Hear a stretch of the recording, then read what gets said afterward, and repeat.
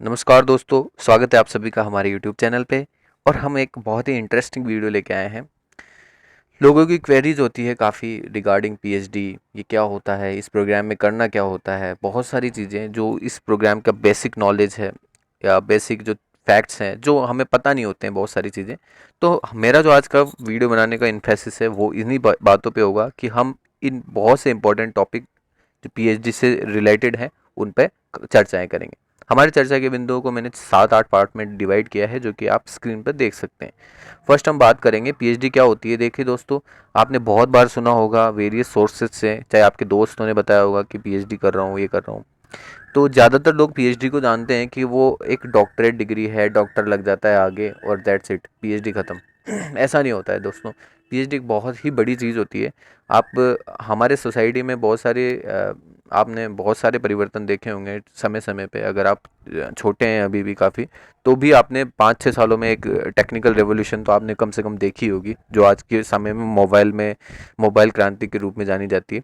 तो वैसे ही पीएचडी आने में अगर हम बात करते हैं हिस्टोरियन, बहुत सारे हिस्टोरिकल एस्पेक्ट्स हैं, तो पीएचडी आने में हमें काफ़ी टाइम लगा। ठीक है, एज ए डिग्री इसको लाने में। तो हम देखते हैं इसके बारे में, थोड़ा सा जान लेते हैं। पहले पीएचडी क्या है इस पर चर्चा करेंगे, बाद में इन सभी टॉपिक्स को मैं थोड़ा थोड़ा छूँगा ताकि आपको एक पीएचडी के बारे में एक इंटरेस्टिंग आपको इन्फॉर्मेशन काफ़ी मैं प्रोवाइड कर सकूँ। पहले बात करते हैं पीएचडी क्या होती है। पीएचडी एक basically post graduate doctoral degree होती है, जो कि आपको सबको पता है कि जब आप पोस्ट ग्रेजुएट हो जाते हैं उसके बाद आपको ये डिग्री करनी होती है। ठीक है, वो किसको अवॉर्ड की जाती है? उन स्टूडेंट को जो कि कंप्लीट एक ओरिजिनल थीसिस लिखते हैं। ठीक है, जो कि एक समाज में, जो कि एक ज्ञान के क्षेत्र में एक बड़ा कंट्रीब्यूशन होता है, सिग्निफिकेंट न्यू कंट्रीब्यूशन होता है हमारे समाज में। ये क्या कॉम्प्लेक्स डेफिनेशन बोल दिया आपने? डेफिनेटली मैं इसको समझाऊंगा दोस्तों, ये कॉम्प्लेक्स नहीं है ज़्यादा। मैं कह रहा हूँ कि आपने जब पोस्ट ग्रेजुएशन की, उसके बाद आप जो है रिसर्च में एडमिशन लेते हैं, आपने पीएचडी करना शुरू किया, तो आपको क्या करना होता है? एक थीसिस लिखनी होती है। ऐसी कोई किताब लिखनी होती है, किताब नहीं लिखनी होती है, इसको थीसिस कहते हैं। ठीक है, ये बहुत ही बेसिक टाइप का रिसर्च होता है, जिसे आप किताब नहीं कह सकते हैं, लेकिन थीसिस जो होती है बेसिकली उसमें आपको किताब के सारे जो है आयाम आपको मिल जाते हैं। राइट, हम थीसिस पे भी किसी दिन चर्चा करेंगे। किताब थीसिस पे एक सेपरेट लेक्चर बनाया जा सकता है। थीसिस बहुत ही इंपॉर्टेंट चीज़ है। राइट, हम बात करते हैं आज पीएचडी पे। तो हमें थीसिस लिखनी होती है जो कि एक नया नॉलेज को कंट्रीब्यूट करता है। मतलब आप समाज में एक नई चीज़ आप दे रहे हैं, एक नया नॉलेज आप कंट्रीब्यूट कर रहे हैं। राइट, सेकंड इसमें एक और डेफिनेशन है कि आप जो है एक सबसे बड़ी एकेडमिक डिग्री होती है पीएचडी। मतलब एक पर्सन अपनी पूरी लाइफ में, एंटायर लाइफ में अगर कोई सबसे बड़ी डिग्री हासिल कर सकता है तो वो पीएचडी है। तो आप इसे, इसका इम्पोर्टेंस इसी तौर पे देख सकते हैं कि पीएचडी कितना ज़रूरी होता है। ठीक है, मैं अगर एक गवर्नमेंट का डेटा दूं मैं आपको, तो less than 1% ग्रेजुएट जो है पीएचडी तक जाते हैं। जितने भी हमारे यहाँ पे बहुत सारे लोग जो हैं एजुकेशन के फील्ड से जुड़े होते हैं, लेकिन ज़्यादातर लोग जो है वो पीएचडी तक पहुँच नहीं पाते हैं। ठीक है, तो ये इनकी सीट्स जो है यूनिवर्सिटीज़ में कम रखने का सबसे बड़ा उद्देश्य यही है कि हम जो है ज्ञान का एक इसका क्वालिटी के साथ कॉम्प्रोमाइज़ ना करें। यह सबसे बड़ा उद्देश्य होता है। तो आप जो है पीएचडी को जो है एक तरीके से बहुत ही एक लेवल की चीज़ मान सकते हैं कि एक बहुत ही स्तरीय चीज़ है। ऐसा नहीं कि थोथा स्तर पे इसको किया जा सकता है, एक बहुत अच्छे स्तर पे पहुंच के आप ये कर सकते हैं। ठीक है दोस्तों, तो हम पहले देखते हैं। एक बहुत सारे लोगों को डाउट होता है, बहुत सारे लोग पीएचडी और डॉक्टरेट्स को एक ही समझते हैं, बट इसमें थोड़ा सा माइनर सा डिफरेंस होता है दोस्तों। ठीक है, पीएचडी जो है बेसिकली एक इवेल्युएशन ऑफ थ्योरी, मतलब थ्योरेटिकल सब्जेक्ट में आप करते हैं। ठीक है, जबकि डॉक्टरेट जो है बेसिकली वो रिसर्च टू प्रैक्टिकल प्रॉब्लम्स, आप प्रैक्टिकल जितने भी प्रॉब्लम्स हैं उन पे आप बहुत सारे रिसर्च करते हैं, तो ये जो है वो डॉक्टरेट कहलाती है। तो ये बहुत ही माइनर डिफरेंस है, बट इसके अलावा भी अगर आप पढ़ते हैं पीएचडी और डॉक्टरेट में डिफरेंस, तो आपको एक बड़ी सी सीरीज मिलती है, एक श्रृंखला मिलती है अंतर की। राइट, नेक्स्ट हम बात करते हैं शब्द व्युत्पत्ति पे।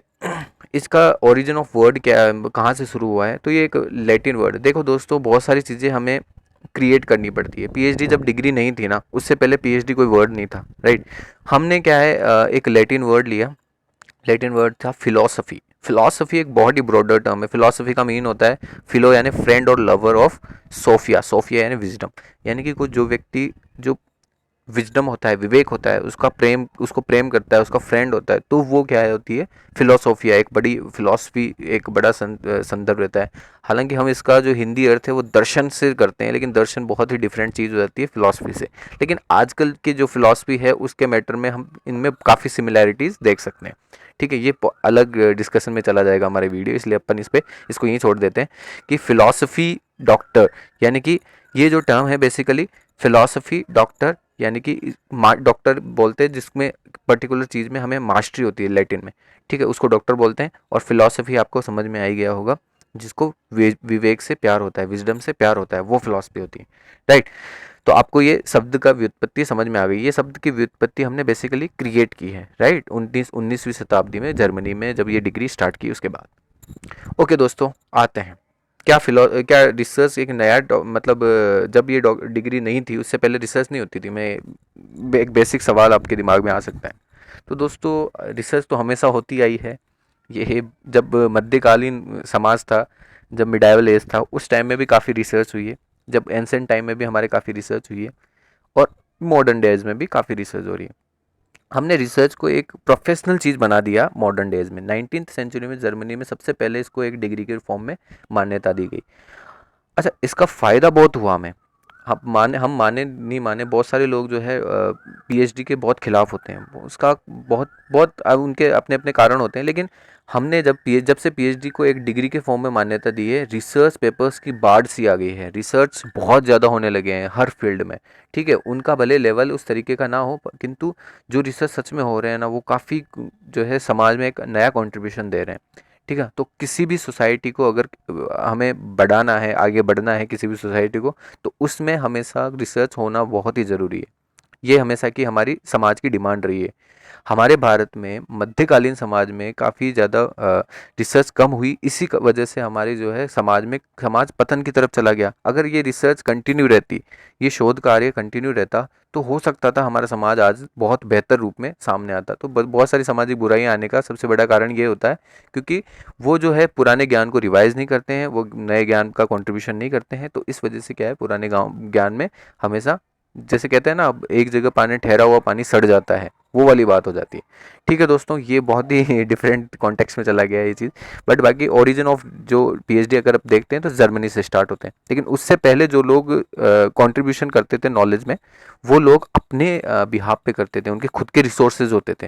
वो अपने अपने फील्ड में जो काम करते हैं वो उनके जॉब जॉय के हिसाब से करते थे, उनको काम करने में मज़ा आता था। अपने खुद के रिसोर्स लगा के वो रिसर्च का काम करते थे, ताकि समाज को कोई नया नॉलेज में कंट्रीब्यूशन दे सके। ठीक है दोस्तों, तो ये हुई हमारे ओरिजिन ऑफ पीएचडी की बात। नेक्स्ट हमारी बात आती है कि पीएचडी का रिसर्च प्रोसेस क्या होता है। जैसे कि बहुत सारे मास्टर कोर्सेज होते हैं, उसके बाद जो हम अगर देखते हैं, ये पढ़ोगे आप बिल्कुल डिफरेंट चीज़ लगेगी, लेकिन मैं आपको रिसर्च प्रोसेस बता देता हूँ, पीएचडी कैसे करते हैं, कैसे शामिल होते हैं पीएचडी के प्रोग्राम में। तो पीएचडी प्रोग्राम में शामिल होने के लिए आपको सबसे पहले मास्टर डिग्री करनी होगी। ये आपके लिए मस्त चीज़ है। अगर आप मास्टर हैं तो उसके बाद आप पीएचडी कर सकते हैं। जब आप मास्टर डिग्री आपको अचीव कर लेते हैं, मैं एक प्रोफेशनल कोर्स की बात कर रहा हूँ। मैं बहुत सारी चीज़ें होती है पीएचडी करने के, बहुत अलग अलग तरीके होते हैं, मैं उनकी बात नहीं कर रहा। मैं एक जनरल फॉर्म की बात कर रहा हूँ, एक प्रोफेशनल जो तरीका होता है पीएचडी करने का, उसकी बात कर रहा हूँ। राइट, आपको मास्टर करना पड़ेगा। मास्टर करने के बाद आपके पास दूसरे ऑप्शन रहेंगे। या तो आप डायरेक्ट पीएचडी में एडमिशन ले लें, जो कि थोड़ा मुश्किल होता है, या फिर आप एक बहुत ही यूजीसी की तरफ से या सीएसआईआर की तरफ से एक प्रोग्राम होता है, नेट, नेशनल एलिजिबिलिटी टेस्ट होता है, इसको आप पास करें। अगर आप नेट पास करते हैं, उसके बाद आपके पास एक सेपरेट डिग्री होती है, अच्छी डिग्री होती है। आप एक मान्यता प्राप्त विश्वविद्यालय से आप नेट के दम पे या जेआरएफ, अगर आपको थोड़ा सा फेलोशिप भी चाहिए होती है, फेलोशिप मतलब होती है बेसिकली आपको थोड़ा सा गवर्नमेंट की तरफ से सपोर्ट मिलता है। ये थोड़ा सा सपोर्ट काफ़ी ठीक ठाक होता है, लगभग 36,000 पर मंथ, अगर मैं जनरल सोशल साइंस सब्जेक्ट्स की बात करूँ तो। हालांकि सीएसआईआर वगैरह में इनमें काफ़ी ज़्यादा पैसा मिलता है, अगर आप आईआईटी वगैरह से रिसर्च कर रहे हैं तो। ठीक है, तो जेआरएफ के फॉर्म में आपको काफ़ी ठीक ठाक पैसा मिल जाता है। तो ये नेट जेआरएफ आप कर लें। उसके बाद अगर आप जेआरएफ तभी मिलता है आपको जब आप पीएचडी करना शुरू करते हैं, या पीएचडी या एमफिल, दोनों रिसर्च प्रोग्राम में से किसी में भी आप एडमिशन ले लेते हैं, तो आपको पैसे मिलना शुरू हो जाते हैं, फेलोशिप मिलना शुरू हो जाती है। तो ये हुआ हमारी इसका जनरल प्रोसेस कि हम कैसे एडमिशन ले सकते हैं। ठीक है। अब वेरियस यूनिवर्सिटीज़ में एडमिशन लेने के अलग अलग तरीके हैं। कुछ यूनिवर्सिटीज़ जो होती है बेसिकली अपने दम पे एक नया इंडिपेंडेंट एग्जाम करवाती है कंडक्ट। बहुत सारी यूनिवर्सिटीज़ होती है, जैसे मैं फॉर एग्जांपल मैं राजस्थान यूनिवर्सिटी से हूँ, तो मेरे इस विश्वविद्यालय का एक अलग टेस्ट होता है जिसको एमपेट कहते हैं। इस टेस्ट में आपको अच्छी रैंकिंग मिलती है तो आपको पीएचडी करना में पीएचडी करने ऑफर होता है, और अगर आप थोड़ी सी कम रैंक लाते हैं तो आपको एमफिल किया जाता है, करवाया जाता है। तो आप इस टेस्ट को पास करो। बहुत सारी यूनिवर्सिटीज़ होती है अलग अलग टाइप की। मैं राजस्थान से हूँ इसलिए मैंने आपको बात बता दी। अगर आप कहीं से भी हैं भारत के तो अलग अलग यूनिवर्सिटी की आप मालूम कर सकते हैं, ठीक है। आप इस तरीके से आप रिसर्च प्रोसेस में आगे बढ़ सकते हैं। बहुत सारे तरीके होते हैं। आप अगर जो टाइप ऑफ रिसर्च में हम डिस्कस करते हैं, चलो नेक्स्ट नेक्स्ट हमारा प्रोग्राम होता है कि हम जो है रिसर्च, जो टिपिकल रिसर्च करते हैं, हम पीएचडी करते हैं, उसमें क्या क्या शामिल होती है। बहुत सारी चीज़ें शामिल होती है, पर मैं बेसिक आइडिया लेके आया हूँ। मैंने इसमें ये मेंशन किया है कि ये बहुत सारी बेसिक चीज़ें हैं। जैसे हम बात करते हैं लिटरेचर रिव्यू, क्योंकि हमें अगर पीएचडी करना होता है ना, सबसे पहले हम लिटरेचर को रिव्यू करते हैं। चाहे हम सोशल साइंस के सब्जेक्ट में करें पीएचडी या सोशल साइंस के सब्जेक्ट में, लिटरेचर ज़रूर हमें पढ़ना होता है, किताबें हमें पढ़नी होती है। उसके बाद हमें कोई नया कंट्रीब्यूशन करना है नॉलेज के क्षेत्र में, तो उसको ज़रूर करना हमें पड़ता है। तो लिटरेचर का रिव्यू करते हैं, वो किसी भी पर्पज़ के से हो सकता है, ठीक है। उससे हम काफ़ी सारा डेटा जो है कलेक्ट करते हैं, ठीक है। लिटरेचर के रिव्यू से काफ़ी डेटा कलेक्ट करते हैं, उनमें हम जो न्यू कंट्रीब्यूशन करना चाहते हैं वो ऐड करते हैं, और उस ओरिजिनल रिसर्च को, उन रिजल्ट्स को हम एक थीसिस के फॉर्म में प्रेजेंट करते हैं। बहुत सारी जो हमने सुना होगा ना, थीसिस प्रेजेंट करने कैसे होता है, ये बहुत ही कॉम्प्लेक्स मेथड है। तो आप जब करना शुरू करते हैं तो आपको बहुत आसान लगता है, ठीक है। तो आप बहुत सारा लिटरेचर को रिव्यू करेंगे, फिर उनसे ओरिजिनल रिसर्च निकालेंगे अपनी, और जो है थीसिस को आप प्रेजेंट करेंगे, आप थीसिस बनाएंगे। एक डिसर्टेशन बनाना, सबमिट कराना होता है, जो आपके ओरिजिनल जो थीसिस है उसका छोटा सा पार्ट होता है डिसर्टेशन, ठीक है। फिर defending your thesis in an oral viva voice exam. तो वाइवा वॉइस एग्जाम होता है आपका, एक सेमिनार हॉल में आपको बुलाया जाता है। उस पर्टिकुलर जो सब्जेक्ट होता है आपका, उसके बहुत सारे एक्सपर्ट लोग बैठे होते हैं, वो आपके रिसर्च से संबंधित आपसे क्वेश्चन पूछते हैं, काफ़ी अच्छे अच्छे। तो आप उनको जवाब देना सीखते हैं, ठीक है। तो ये चीज़ें आपके पीएचडी में शामिल होती हैं। तो ये सब चीज़ें होती है कि this stages very a little between subject and university. तो आप जिस यूनिवर्सिटी से कर रहे हैं या फिर आप जिस सब्जेक्ट के से कर रहे हैं, तो ये चीज़ें जो है वो वेरी करती है, मतलब ऊपर नीचे हो सकती है। हो सकता है आपको लिटरेचर रिव्यू नहीं करना, आपके अगर प्रैक्टिकल सब्जेक्ट है ज़्यादा ही, तो आपको लिटरेचर रिव्यू में ज़्यादा फोकस नहीं करना हो, आपको कुछ प्रैक्टिकल करके ज़्यादा कुछ अगर टेस्ट करना हो लेबोरेटरी में या कुछ, तो इस तरीके से करके आपको ज़्यादा अच्छी चीज़ें हासिल हो सकती है। तो ये डिपेंड करता है आपके सब्जेक्ट पे, है ना। और दूसरी बात है, ये डिपेंड करता है आपकी यूनिवर्सिटीज़ पे, आपको किन प्रोसेस से गुजरना होता है। कई जगह पे, बट ये जो मैंने जो चीज़ें बताई बहुत ही बेसिक है, और इन चीज़ों से तो आपको लगभग गुजरना ही पड़ेगा अगर आप पीएचडी करते हैं तो। नेक्स्ट होता है कि doing a PhD, what's it actually like. मतलब आप पीएचडी करने के बाद आपके अपनी पर्सनैलिटी में क्या चीज़ें इम्प्रूव कर पाते हैं। तो आप जब रिसर्च करते हैं, कैरिंग आउट रिसर्च, तो आप एक सब्जेक्ट में डेप्थ नॉलेज में चले जाते हैं। तो आपको एक सब्जेक्ट का पर्टिकुलर नॉलेज जो होता है वो बहुत ही ज़्यादा गहन हो जाता है आपका उस सब्जेक्ट में नॉलेज, ठीक है। तो ये सबसे बड़ा फ़ायदा होता है। दूसरा फ़ायदा ये होता है वर्किंग विद योर सुपरवाइज़र। तो आप जब सुपरवाइज़र के साथ काम करते हैं तो आपको कोऑर्डिनेशन सीखते हैं, आप कोऑपरेशन सीखते हैं, उससे बात करने का तरीका सीखते हैं। तो ये सुपरवाइज़र आपको सिखाते हैं बहुत सारी चीज़ें। फिर आप प्रोफेशनल डेवलपमेंट सीखते हैं, नेटवर्किंग सीखते हैं, कम्युनिकेशन सीखते हैं, टीचिंग सीखते हैं उसमें, जिसमें आपका वर्बल कम्युनिकेशन स्ट्रांग होता है। कॉन्फ्रेंस प्रेजेंटेशन करना सीखते हैं, जिसमें आपका जो वर्बल कम्युनिकेशन है वो एक बहुत ही अच्छे स्तर पर चला जाता है। आप लोगों को कन्विंस करना सीखते हैं, लोगों को माहौल में बांधना सीखते हैं। ये सब चीज़ें आप कॉन्फ्रेंस प्रेजेंटेशन में सीखते हैं। फिर राइटिंग स्किल्स, पब्लिकेशन, ये सब कुछ आपके दिमाग में आता है। राइटिंग स्किल्स तो आपका डेफिनेटली, आप थीसिस राइट करते हो तो थीसिस लिखते हो, सब चीज़ें, तो आपको ये अपने आप ये स्किल्स डेवलप होती रहती है। पब्लिक इंगेजमेंट सीखते हैं, कम्युनिकेशन सीखते हैं। जब आप यूनिवर्सिटी के माहौल में रहते हैं, वहाँ से पीएचडी करते हैं, तो आपको बहुत सारे लोगों के साथ इंगेज होना होता है। बहुत सारी चीज़ें होती है, जैसे आपके जो प्रोफेशनल एक्सपर्ट होते हैं उनसे आपको जुड़ना होता है। उनसे जुड़ के ही आप अपनी पीएचडी को कंप्लीट कर सकते हैं अच्छे ढंग से। अगर आपने पब्लिक इंगेजमेंट को ऐसा किया ना कि मैं इंडिविजुअल लेवल पे ही पीएचडी करूँगा, तो वो बहुत ही मुश्किल सा काम हो जाता है थोड़ा। और ऐसा करना भी नहीं चाहिए अगर एक अच्छा पीएचडी कर रहा है, क्योंकि वो समाज में कुछ कंट्रीब्यूशन देना चाहता है, तो बिना समाज से जुड़े इस तरीके का काम नहीं किए जा सकते हैं। तो ये चीज़ होती है, ठीक है। तो पब्लिक इंगेजमेंट करना होता है। लेकिन आप एक इंटेलेक्चुअल ग्रुप्स के साथ जुड़ें, ज़्यादा अच्छा वही रहेगा, आपके रिसर्च में वही काम आएगा। Next is a PhD for me, तो ये सबसे बड़ी बात होती है कि ये क्या पीएचडी मेरे लिए है। तो ये आप अपने लेक्चरर से पूछें, ट्यूटर से पूछें। अगर आप अभी 12th में हैं या अभी बैचलर की डिग्री हासिल कर रहे हैं, तो आपके जो टीचर हैं उनसे आप एक बार संपर्क कीजिए कि सर मैं पीएचडी करना चाहता हूँ, आप मुझे थोड़ा सा सजेशन दीजिए। अगर वो नहीं सजेस्ट करते हैं तो आप किसी करंट पीएचडी स्टूडेंट से पूछिए। आपके जैसे आसपास के दोस्त होंगे, अगर आपके दोस्त नहीं है, आपके बड़े भाई हैं या फिर आपके फैमिली के आसपास के लोग हैं जो पीएचडी कर रहे हैं, तो उनसे पूछिए, या फिर जिसने पीएचडी ऑलरेडी कर रखी है उनसे पूछिए।